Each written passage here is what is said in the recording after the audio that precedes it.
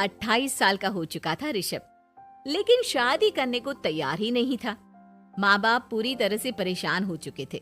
जब भी किसी लड़की का रिश्ता ऋषभ के लिए लेकर आते तो वो शादी करने से साफ मना कर देता, चाहे लड़की कितनी भी सुंदर, कितनी भी अच्छी क्यों ना हो। ऋषभ के माँ बाप को इसकी वजह समझ में नहीं आ रही थी। अरे ऋषभ बेटा, अच्छी खासी नौकरी लग गई है, दिखता भी इतना अच्छा है, आखिर बात क्या है, तुझे शादी क्यों नहीं करनी? देख, तू हमारा इकलौता बेटा है, अगर तू शादी नहीं करेगा तो कैसे काम चलेगा? लेकिन मैं शादी करना ही नहीं चाहता, मुझे कोई लड़की पसंद नहीं आती। अरे बेटा, अगर कोई लड़की तुझे पसंद हो तो उससे शादी कर ले, हमें कोई ऐतराज नहीं है। हाँ ऋषभ बेटा, अब देख, तेरी माँ से भी काम नहीं होता। घर में एक बहू आ जाएगी तो कम से कम घर का माहौल भी अच्छा होगा और तेरी माँ को मदद भी मिल जाएगी। लेकिन मम्मी पापा कहाँ ना, मुझे लड़कियां पसंद ही नहीं आती। अरे लड़कियां पसंद नहीं आती तो क्या लड़का पसंद आता है? वो तो वक्त आने पर ही पता चलेगा। ऋषभ की बात सुनकर उसके माँ और पापा का सर चकरा जाता है। कुछ दिनों के लिए ऋषभ अपने ऑफिस के काम से शहर से बाहर जाता है और जब लौट कर आता है तो सामने का नजारा देखकर उसके माँ पापा बेहोश होते होते रह जाते हैं। अरे ये क्या, ये तुम्हारे साथ कौन है? माँ, ये दीपक है, मेरी पत्नी। हम दोनों ने शादी कर ली है। दीपक तुम्हारी पत्नी कैसे हो सकता है? अरे दीपिका होती तो बात समझ में भी आती, ये तो लड़का है। तो क्या हुआ पापा, आजकल तो ये सब फैशन में है और मैंने आपको बताया था कि मुझे लड़कियां पसंद नहीं आती। अरे तो इसका मतलब ये थोड़ी है कि तुम दीपक को दीपिका बनाकर ले आओगे। मुझे बहू चाहिए, बहू के रूप में, ये आदमी नहीं। लेकिन मम्मी जी, मैं आपकी बेटे से बहुत प्यार करती हूँ, मेरा मतलब करता हूँ। अरे इसको तो करता हूँ करती हूँ का अंतर भी नहीं पता, लेकर जाए इसे वापस। अगर आपने इसे घर से बाहर निकाला पापा तो मैं भी इसी के साथ चला जाऊंगा।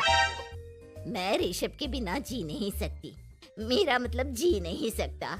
हमारा जिंदगी भर का साथ है, प्लीज हमें अलग मत कीजिए मम्मी जी, पापा जी। हे भगवान, ये तूने क्या दिन दिखाया? तेरे बेटे को थोड़ी अकल दे दे, लड़के को बहू बनाकर घर में ले आया है।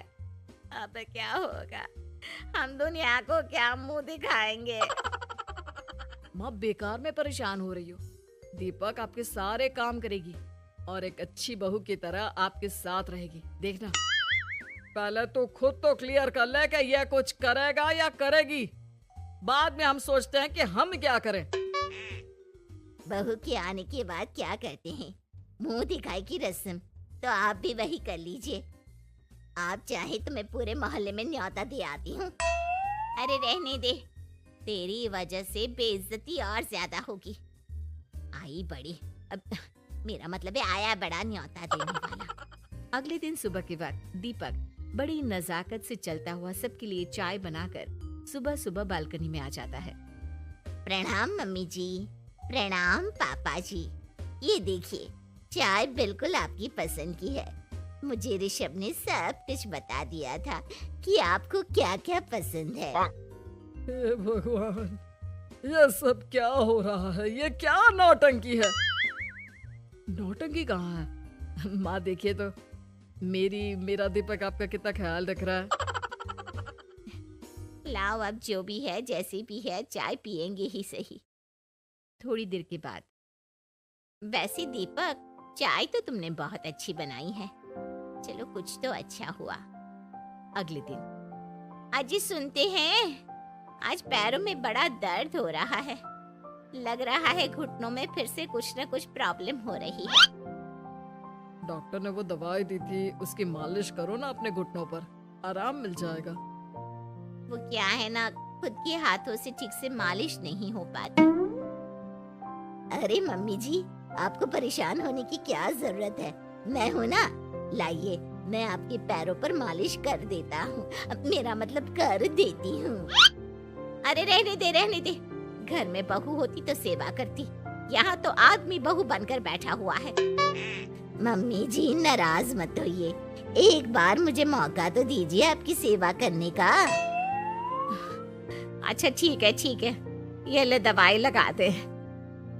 दीपक बहुत अच्छे तरीके से घुटनों की मालिश करता है। थोड़ी देर के बाद इतना आराम मिल रहा है क्या बताऊं। ऐसा लग रहा है मेरे घुटनों में कभी तकलीफ थी ही नहीं। लगता है तुम्हारी लड़का बनी हुई बहू तुम्हें पसंद आने लगी है। ऐसा कुछ भी नहीं है, वो तो बस इतने अच्छे से मालिश की इसलिए मैंने इसकी तारीफ कर दी। मम्मी जी पापा जी आपस में लड़ाई नहीं करते। अच्छा आप ये बताइए शाम के खाने में क्या खाएंगे? पनीर दाल मखनी पुलाव कुछ भी स्पेशल बता दीजिए। अरे भाई ये सारी चीजें मुझे तो खाने में बहुत ही पसंद है। तुम क्या कोई औरत हो जो पनीर दाल मखनी बनाओगी? हाँ, अरे लड़का हो तो लड़के की तरह बिहेव किया करो ना। भले ही मैं लड़का हूँ तो क्या हुआ, अब तो मैं ऋषभ की पत्नी और आपके घर की बहू हूँ, तो मुझे उसी तरह से रहना पड़ेगा ना। अच्छा ठीक है, जो तुम्हें पसंद है बना लो। आदमी रसोई में खाना बनाते हुए कैसे लगते हैं जरा मैं भी तो देखूं। शाम को दीपक सबके लिए अच्छा सा खाना बनाकर डाइनिंग टेबल पर लगा देता है। ऋषभ ऑफिस से जब लौट कर आता है, सब लोग खाना खाने के लिए बैठ जाते हैं। अरे वाह, क्या गजब का पनीर और दाल मखनी बनाई है। ऐसा जायका तो होटल के खाने में भी नहीं आता। दीपक, कितना अच्छा खाना बनाती हो, मेरा मतलब बनाते हो। तुम्हारी इसी अदा की वजह से तो मुझे तुमसे प्यार हो गया। अरे बहुत हो गया, आदमी होकर आदमी से प्यार करते हो। अरे लेकिन कुछ भी कहो, जरा खाना खा कर तो देखो ऋषभ की माँ, मजा आ जाएगा। हाँ वैसे बात तो आपकी सही है, खाना तो वाकई में लाजवाब है। इतना स्वादिष्ट पनीर तो मैंने अपनी जिंदगी में नहीं खाया। कितना अच्छा होता अगर ये दीपिका होती। और फिर अगली सुबह कुछ ऐसा होता है जिसे देखकर ऋषभ के माँ और पापा ना केवल खुश होते हैं बल्कि हैरानी से उनकी आंखें फटी की फटी रह जाती हैं। उन्होंने जो नजारा अपनी आंखों के सामने देखा उसे देखकर उन्हें अपने आप पर भरोसा नहीं हुआ। सुबह का वक्त था, सब लोग बालकनी में बैठकर सुबह की चाय का इंतजार कर रहे थे। तभी रसोई में से एक बहुत ही खूबसूरत लड़की जिसके लंबे लंबे बाल थे और जिसने साड़ी पहनी हुई थी, हाथ में चाय की ट्रे लेकर वहां आती है। अरे ये कौन है? रातों रात हमारा लड़की बहू बन गया क्या? मुझे लगता है कोई सपना देख रहा है। इतनी सुंदर बहू तो हमने सपने में भी नहीं देखी। देखा माँ, जादू हो गया जादू। अरे लेकिन ये है कौन? तुम्हारा वो आदमी वाला पत्नी कहाँ चला गया? आपने मुझे पहचाना नहीं? मैं दीपक नहीं दीपिका हूँ। इतने दिन से लड़के के कपड़े पहनकर आपके घर में आपकी बहू बनी हुई थी। माँ ये दीपक नहीं, दरअसल ये दीपिका थी, लेकिन इसे लड़कों की तरह रहने का शौक था और इसे लड़की की तरह रहना मंजूर नहीं था, इसलिए मैं इसे लड़के के रूप में आपकी बहू बनाकर यहाँ ले आया। तो फिर अचानक ये उसका हृदय परिवर्तन और रूप परिवर्तन कैसे हो गया? वो क्या है ना, मुझे बाद में एहसास हुआ कि आप लोग इस बात को लेकर बहुत दुखी हैं कि आपकी बेटी ने एक लड़की के साथ शादी की है, इसलिए मैं अपने असली रूप में वापस आ गई। हमने कोई पुण्य कर्म किए होंगे जो तुम्हारे जैसा, मेरा मतलब तुम्हारे जैसी बहू मिली, इतनी खूबसूरत और इतना ख्याल रखने वाली। भला हो भगवान का कि हमें लड़की बहू मिली है, लड़का बहू नहीं।